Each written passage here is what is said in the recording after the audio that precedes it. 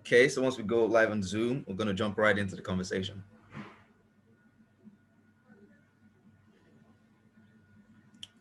Okay.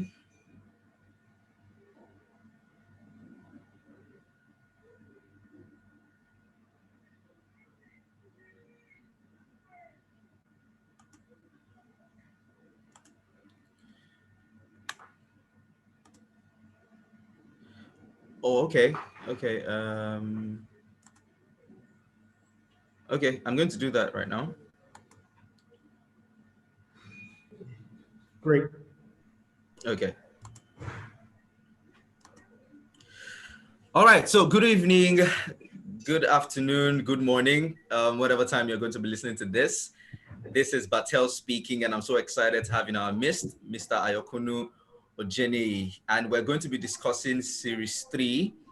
I'm really excited because this is one of the most respected people in these conversations, and it's so great to have him here. You know, he's one of those people that you cannot easily get access to, but I feel so privileged to have him with us. You know, the first time I ever encountered his brilliance was at this professionals program organized by Covenant. Yes, so since then I've been, just following him, and I'm so excited rather to have him. Were you part of YPB? No, I wasn't. Funny enough, I think I couldn't participate because either I was still a student or some reason, maybe location. Because I'm based in Ife, so I'm just always there. But I saw that and I'm like, whoa, I've just been, following and following. So today we're going to be discussing Series 3, the case. And what the case outlines is a model to establish multi-stakeholder relationships. And Mr. Ayokunnu happens to be one of those people who has to jump on this kind of conversations for most of the work that he does. And we know how we do it in the forum. We have 4 different sections of 15 minutes each, where we discuss the trivia, we have a discourse, then we have the strategy session, and then we now have the forum. So we're going to establish some connection with Mr. Ayokunnu. So, sir, what do you do? What's your everyday job like? What do you like to live your life for a day? Okay, so typically I project manage the ease of doing business reforms in Nigeria. And also serve as technical assistant in Office of Vice President. So issues that border on ease of doing business, working with states, with agencies of government, making sure that it is easier to do business in Nigeria. We know the climate is very, very tough. So my Yeah. job is essentially to make business MDAs, Ministry of Department and Agencies of Government, to come up with policies. So take, for instance, we introduced visa on arrival, automated the company incorporation process, Wow. electronic filing of taxes. So that's essentially what my work is like. All right, awesome. Thank you so much for sharing that with us. So let's jump right into the conversation, right? So Series 3, or the Venture Matrix for the Future of Africa project, mostly deals with how do we combine multi-stakeholder relationships and sustainable models to make sure that our undergraduate communities are more involved in the economic value creation process. So we would like to learn, what are the complexities that you have observed or you observed as an undergraduate that impacted this work that you're doing today? Well, I mean, I thought about this question, and I'm not sure I know how to answer. Um, but let me say this: while I was in school, I just wanted to be successful, right? I wanted to be successful, and I found out that I was interested in policy, and I thought that was very important. I mean, while I was in the graduate, I stumbled on one of Professor Patumi's books, Why Nations Are Poor. And Mm, I noticed that he was, at that time, he was lecturing at LBS as well. And his course was a social political environment of business. And mm, that was instructive for me because it made me realize that there's a social political environment in which businesses operate. And if that political, social environment is not conducive, um, it would have an impact on how on the success of firms, of businesses, of individuals. And so that sort of put me in a position where I thought about policy. And even while I was in the private sector, I somehow knew that I would find myself doing what I'm doing today. And so that was it. Awesome. So you talked about the social and political landscape. When you talk to a lot of professionals and all of that, they seem to agree that the undergraduate community actually holds that potential to to dramatically change our economic outlook, right? So coming from your sociopolitical perspective, how would you analyze that community right now and why it's not currently actively involved in that economic engine? I think for me, while I was in school, I was not the typical student. Hmm. I loved knowledge. I've always loved reading. Hmm. And I was fortunate to think beyond school while I was an undergraduate. So my path out of school, the path I took out of school was was a reflection of the kind of life that I lived in school. Hmm. I think part of the challenges people have in school is being able to understand what is obtainable outside of the four walls of the campus. Hmm. And a lot of people are not exposed early on, and because they are not exposed early on, it was difficult for them. It would be difficult to tailor your education to align with what you want to become. So there might be two people in the classroom listening to the same lecturer, but Hmm. they're actually going through different kind of education because school doesn't impart knowledge, right? What education does within the school environment, it gives you inspiration to learn. Hmm. So when you are in, it's just like you're going to a supermarket or a boutique. When you're in school, the learning, the training, the instruction that you receive goes through a certain prism. And that prism is a reflection of what you want to be in life. So if you have two students, one wants to be a CEO of a bank, the other wants to be a teacher. And that's not to disparage teaching as a profession, but you'll see that they would actually go through different education because what they learn in school will go through the prism of what they want to become in life. And if that prism is not well shaped at an early stage, the value of education or the relevance of education to what they want to become may be lost at that point. Wow. So that means, from what you're saying, this happens to be one of the biggest challenges with that ecosystem. Sorry about that. Is that we do not have that prism that prepares people to participate actively in economic value creation. So, Absolutely. so what do you think are the contributing factors to this reality? We've talked about this prism, right? Is the prism something that we grew up with, or is it a function of the environmental factors?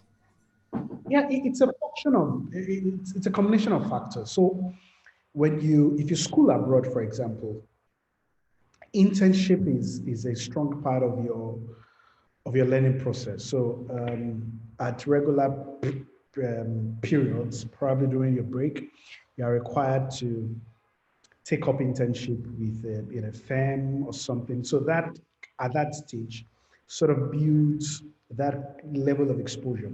And that's why you see typically when you see students come back from IT, they act in a different way, right? They see things differently. Their mannerisms, the way they carry themselves is quite different because they've been part of the working environment. Returning to school, they know there's something bigger outside of that space. So it's a combination of the educational system is not structured in a way that allows linkage between the school, between the university, and the industry, right? So that linkage is missing.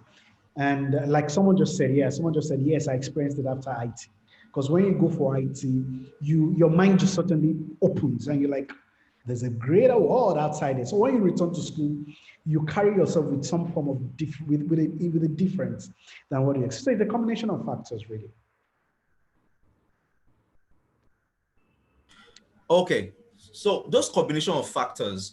Now, the reason why this is a very important conversation is because what we've noticed is that we have a lot of innovative young people right now that are solving problems. They are making our economic outlook better. But through this conversation, we're trying to advocate for increased participation and inclusion in that economic ecosystem from the undergraduate level, because we believe that innovation cost for an undergraduate is way lower than for someone who is done with school. And why we need to understand this is creating an opportunity gap. So let me simplify it. So you have someone who graduates from, let's say, OAU, gets a job in Lagos. His labor, his competence is adding to value created in Lagos. But while he was right there as a student of OAU, Ife is not getting better for it, aside from being a consumer. So what are the factors that we need to quickly address to make sure that our undergraduate community, is able to solve these problems within their local community before they graduate, in parentheses. So there's got to be a deliberate effort to link the university with the industry.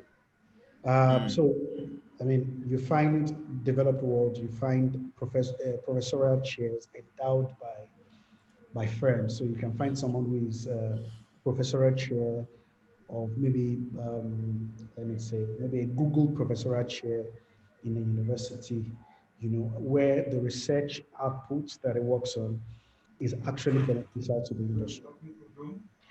If that concept is ingrained in educational, in our education, it will be easier for industries, for cottage industries, for lack of a better word, for mhm, innovation to come around, to be built around that mindset. So Paloto, for example, built laboratories in Stanford. mm, Uh, you even have chief executives who take some time. I know from, for example, Andy Grove, who was chairman of Intel, would take some time to lecture at Stanford.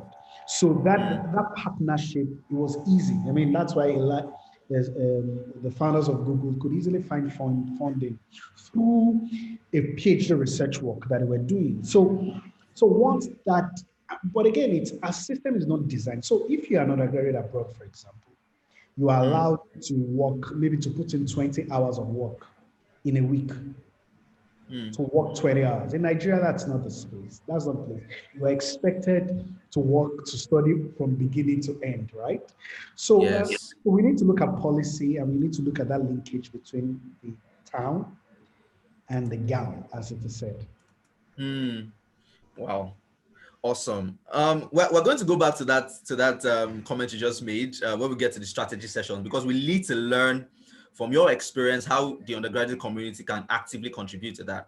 But while still having this discourse, right? I made an example of talents and leaving their local communities where they acquire the skills and going to some other community, and that shows that there is an opportunity gap, right?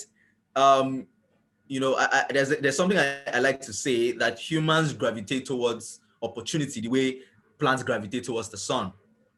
So what we need to first understand, what are the economic realities creating a Lagos that is making Lagos different from an Ife or an Enugu or some other parts of Nigeria, because we need to decentralize that Lagos effect or that Lagos experience. So what do you think are the contributing factors to that? So I think in this part of the world, we are not, we it's almost like we are not trained to create something out of nothing. Mm, So there's a tendency to camp around something, as opposed to taking a challenge, accepting the challenge of building something out of nothing. So in Lagos, by geography, nearness to the coast, economic activity, it was natural for economic activities to spring around that location, nearest to coast, we're an import-driven economy and all that. Uh, I remember my first time traveling to UAE. I was amazed how, from a desert. You actually could create something out of nothing from that environment. So we need to say to ourselves, okay, take for instance, you have Ibadan, you have people, excuse me. So take for instance, so Ife, for example, what are the things that are likely to spring around Ife? I mean, Ife, while I was an undergraduate, Ife was one of the schools that everybody wanted to go to. I don't Yeah. know. I don't know if that's still the case now. so, so let's say, for example, I mean, I know Ife, I think it's science says, can we actually build, a thriving technology ecosystem, engineering ecosystem around Ife. But again, to make that happen, you probably need to think about how to shorten the time it would take you to move from Ile Ife to Lagos. So is there a Mm, road? Is there an airport? Is the road good? Right. So, just before I came in, I was having a conversation with someone, and I said I was reading an article by some two Harvard professors, and we're talking about investment. How do countries invest? And thank you very much. I'll take that cup of coffee. So they were saying, what determines where a country should invest in? So there are some industries mm, that if you invest in an industry, it can enable six, seven, eight industries around it, right? mm, Whereas you can make some investments that it can only enable two industries. So as a country, as a policy, you want to look at that kind of investment. That if I want to invest in Ife, for example, I will look at what are the things that exist in Ife. mm. Is there talent? Probably so. Is there mineral resources? There are a Resources. lot of Mm-hmm. things we need to check. So if those things are not in place, it will be difficult for that ecosystem to spring up. So there's got to be a deliberate policy and approach by government and by people who should to build those enablers across those Mm, clusters. And that's why everybody seems to gravitate towards Lagos, because the economic opportunities are there, but we need to democratize those mm. opportunities across the country. Awesome, awesome. I really love the conversation we're having because we've dealt with the problem at the local level. It's as you said, it's about the enabling environment, right? And then we've dealt Yeah. with it now on a national level. But now let's also, before we go into the strategy session, to give practical insights of what is our role, the undergraduate community, what can we play? Let's now understand it on a continental level, right? The question we want to answer now is, there is an economic narrative about Nigeria, Yeah. right? And its economic value creation system. What do you think are the biggest contributors to that has made us the giant of Africa? There is okay, I feel like that comment is in the past now, but let's still use it. um, we want to understand, how did we even achieve that narrative, and why is it now dwindled? Why is it no more a reality for us? Right? Is it because most times people will say, oh, it's because we have so much consumers, but do consumers actually define the economic potential of any nation?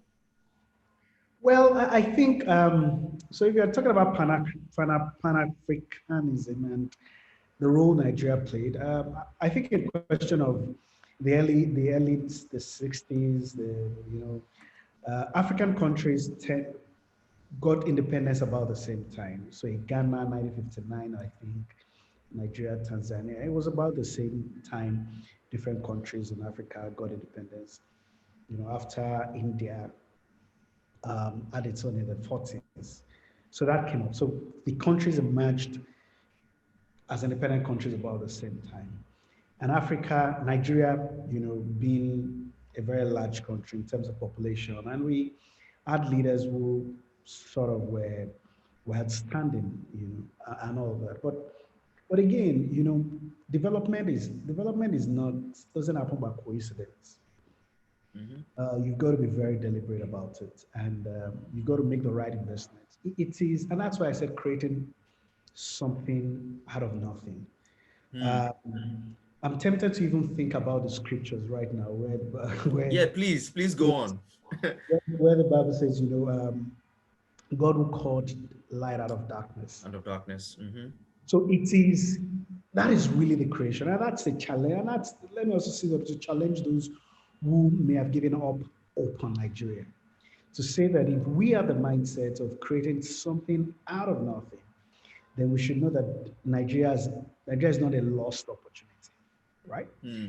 So we started growing. I mean, our population growth rate, the last time I checked, on the average since the 70s was about 5.3%. And so we grew in population. But population can be an albatross if the right investment is not made. I was talking with my friend today, and I was thinking, I mean, this thought came to my mind 2 days ago, that all I do today is a product of my brain. Like the money that generates the investment I'm able to make today, I'm making it out of a product of my brain, right? And I thought to myself, if I'd not invested, if there's no investment in this brain, I just want to be sure that I've not lost you guys. Okay, you can hear me. So if there's no investment in this brain, what what would have been my lot today? Would I be able to speak to you today? Would you consider me a guest that you want to bring on your platform? So there are a lot of Nigerians today who lack that investment, whether the government did not invest or whether they themselves did not take it upon themselves to make the right investment in themselves. And I think that's the story of Nigeria from my own angle. If we don't invest in ourselves, the entire thing is going to collapse around it. And I think that's the story of Nigeria from my own angle. Wow, awesome, Woo! awesome. Yeah. Y- Yes. Sorry, is there a problem with your network? Okay, I think you're No, stable now. yeah, I think we're fine now. Yeah, we're fine. Okay, so awesome. So let's dive into the strategy session, which we are now going to, also now address, because what you've been able to establish, and I was glad that the articles were also able to establish this, is that the defining factor for any economic outlook is when there is a creation of enabling environment for value creation at whatever level it may be. So my focus is the undergraduate community because I feel that is the most untapped resource that we have right now if we're going to unlock the prosperous destiny of Africa. So speaking directly to undergraduates in that community, which also now form the faction of young people that define Africa right now, what are the practical steps we need to take to be able to create an enabling environment that is sort of independent of the government? Now, I know the government plays a huge role. That is fact. That is fact. Absolutely. But what a lot of young people don't understand is that the government has a role of facilitating policies. They are not supposed to act in messiah forms, but they are supposed to hear your voice and then create, or not even particularly create, because they have ministries for that, but to actually enact on policies that create enabling environment. So what's the role we need to play instead of waiting for the government? Thank you. Very, very, very good question. And before I answer this question, let me just lay a background. In our journey towards to success, we've got to identify what we can control and what we cannot control. A whole lot of times, people focus on what they can't control. And when they focus on what they can't control, they lose the opportunities to becoming a success. So government policies you cannot control. And so you find a lot of people who say, because Nigeria is this way, useless country, useless government, and all of that. The things they're supposed to do, they tend not to do it, or they essentially just lose hope. So I think the first and important thing is that you've got to invest in yourself. Success is impacting the world with the investment you've made in your personality. Hmm. Success is impacting the world with investment you've made in your personality. If you've not invested in yourself, there's nothing you can give the world. I was quite fortunate So I've had a friend and a cousin when I was in secondary school who just loved knowledge. I started reading Time magazine early in life, Economist magazine, and all throughout my days in school, I was fortunate that at that time, the university gave us 120 hours of internet time, airtime, as undergraduates. I think we paid 2,000 for it as an undergraduate, so we had 120 hours. And for me, I was fortunate. I just loved surfing the net, and I would just read all sorts. And I was just reading. I didn't even know what I would do with that knowledge, but I was just reading. So I became an encyclopedia of some sort. Some of my colleagues wouldn't use their time. I'll take their time. I was just reading up, reading up. And so today I work on economic policy, making sure that there is an enabling environment for businesses in Nigeria. But think about it. My previous job, my before now, I was working in the tech environment. I worked with a Fortune 500 company, built data warehouses for telcos in Nigeria and abroad. But I was able to move into economic policy because of that investment that I've put in myself, which I didn't even know that this is the way it would be useful. So if there's one thing I want to tell undergraduates, you've got to read, and not just read, you've got to love knowledge. Okay, someone says they can't hear me. So as an undergraduate, you've got to love to read. And when I say reading, I'm not saying reading school books. So while I was an undergraduate, as much as I read school books, I read autobiographies. I read Mandela's autobiography while I was an undergraduate. I read Losing My Virginity from Richard Branson. And you know how I read those books? I grew up in Ibadan. So in front of University of Ibadan, yes, in front of University of Ibadan, you would have fairly used books. They sell fairly, I would just go and buy those books and I would just devour it. I read From Third World to Fourth, Lee Kuan Yew, about Singapore while I was an undergraduate. One thing about knowledge is that you don't know when it's changing you. But one day you say something and you surprise yourself that, was I the one that just said that? Right? You will shocked that you are speaking that way. And God has a way. And that's why I was talking about the things you can't focus, the things you can't control. The things you can't control, oftentimes faith and God has a way of controlling those things. The opportunities will come your way that will match the knowledge and the investment you've made in yourself. And once your preparation faith meets opportunity, which is entirely God and faith to create, the chemistry, the chemical component is set essentially. So that's what I think that people need to do. Wow. So that means we need to be intentional about how we position ourselves for opportunities. Yep. Awesome. Awesome. Awesome. Okay. Second question we would like to ask is, okay, so we take your advice, we make ourselves better. We start reading more books, we get more exposed, we're able to drive conversation with stakeholders. In the creation of this enabling environment, what processes do we need to get involved in?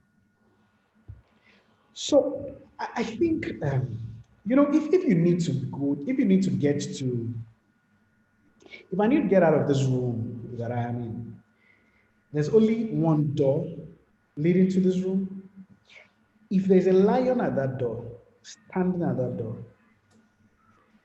what will make me go by that door is the desire, is my desire, is if I have a strong desire, if what is behind that door is strong enough to motivate me to go above the obstacle that is on my way. So, in other words, an obstacle is what a man sees when he loses focus on his goal. That's not to say that there are no obstacles, but the desire to achieve what is behind that obstacle must be strong enough for you to scale that obstacle.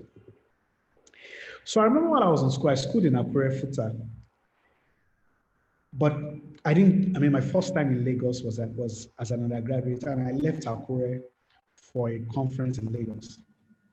Um, I'll just leave school 6 a.m. in the morning, go by road to Akure, My first time on the island was 2000 and what year was this? 2005 or 2006, right? So I would just go attended conferences, was a student member of Nigeria Internet Group, started meeting people. I had a concept of what life outside school was. And those things just changed me. Changed me in the sense that if you identify what you want, you got to go for it. So if you need to, when I was in primary school, when I was in secondary school, I was pretty close to a particular girl who is a medical doctor in the US right now. But I wasn't dating her, but she was one of the prettiest girls in school. Here, I had guys who were trying to check her, and for some reasons they were not friends. They were not friends, but I was just friends with her. And I was one of the scruffiest in school. Like, I didn't pay attention to on my dressing and all of those things, but I was nevertheless close to this girl, and I realized that she's a smart girl, right? And I kind of was smart in school. So while some of my classmates would spend a lot of money buying the best of shoes, I remember when I was in school, there was this Nike footwear, all conditioner gear, right? That was sold for thousands. Guys would invest on their personal, on their dressing as a means of attracting girls. But I found myself that I was close to the girls, even though I had nothing to do with them. But I was close to the girls just because I had something upstairs. That had a way of shaping my outlook in life. So while I was in school, I didn't pay attention so much on my outward looks, as important as it is. I just gave all of my attention to investment in myself. And I think today, if you happen to meet any of my classmates, they won't be surprised at where I am today. The only thing that will be surprising to them is how I got here. But they won't be surprised because they kind of knew the kind of life that I. So what am I trying to say? You need to have a sense of where you want to go. See, my best friend, who is also my cousin, was the first person that I knew had an Ivy League education. He had a first class from UI, and he just made up his mind I was going to go to Stanford. So while before me, I even knew anything about Ivy League education, 2009, barely a year out, barely 2 years out of school, he got his admission to Stanford MBA. And of course, today he's an investment banker. He worked in 4 or 5 countries. So he's an example of being deliberate, right? He studied computer science, but today he's an investment banker in one of the top private equity firms in the world. So if you know, but Sheil was single-minded. So if your eye is single, your body will be full of light. You've got to make sure that you beat the distractions. And so if you really want to succeed in life, go for what will make you succeed. Leave the distractions. So today, many of my mates reach out to me. People try, by virtue of the work that I do today. But for many years, people didn't know where I was. I was somewhere in the backside of the desert. But when things began to show, when evidence started showing of the kind of investments people gravitated towards. So in a nutshell, I think life is not complex. Hello? Hello? Yes, I think you're Okay, I back just now. wanted to guys. It's Okay, breaking a little. It's breaking a little, but we can hear you now. okay, great. So in a nutshell, without taking much time, I just think you need to figure out what you want to go in life and give everything to it. If you throw everything at it, life is not as difficult as people think. It would eventually happen. All right, awesome. Thank you so much. So, it was great learning that as a community, we need to have that desire first. And then once we establish what we You know, want, sorry, okay. sorry for butting in. There will be times that I will leave. I remember when I wanted to go for a conference as an undergraduate in Lagos. I didn't have anywhere to sleep in Lagos. I got to Lagos at night, slept in a cyber cafe, got pure water the following morning, washed my face just to be able to attend this conference, right? And some of the Mm, relationships I built at that time are the relationships that I rely on today. So you just have to decide, what is this time of my life? Is it a time for me to flex, or is it a time for me to make the investment so that I can flex later on? So you just got to, it's a trade-off. You've got to be intentional about it. You've got, see, there is a time for everything. It doesn't say there is time for everything. There is a time. So you've got to ask yourself, this time of my life, what is it for? If you're in your early 20s and you want to make money, probably that's not the time for you to make money. Probably that's the time for you to lay the foundation and make an investment. So if you're trying to chase money in a way that will be detrimental to you investing in yourself, then you know you're doing the wrong thing. You're doing the right thing at the wrong time. wow. So focus and desire and making sure that we are making the right investments per time. Awesome stuff. Awesome stuff. I like that you are attacking these questions from a value approach. So let us head on into the Mhm. last question for this segment before we have the forum. This strategy session is, you know, when we are trying to build an enabling environment within our communities to make sure that, people who can create value amongst us can actually create value, we will need to build relationships with people in government. We need to build relationships with people who run our schools, the administrative departments, and all of that.